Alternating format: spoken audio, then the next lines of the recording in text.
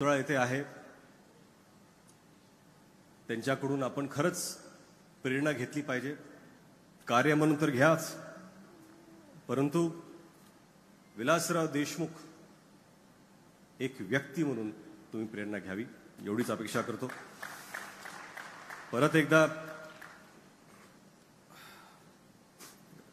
विलास सहकारी साखर कारखान्याचे खूप खूप आभार की त्यांनी एवढा चांगला कार्यक्रम आज इथे साजरा केला, आवर्जून सर्वांना बोलवलं.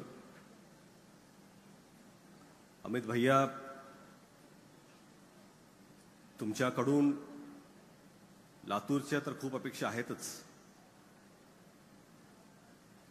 पण मला वाटतंय की तुमच्याकडून महाराष्ट्राची खूप अपेक्षा आहेत.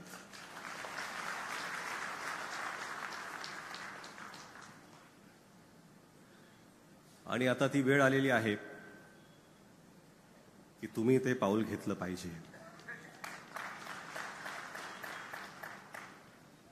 तुमच्यासाठी खूप खूप शुभेच्छा भैया. जय हिंद, जय महाराष्ट्र.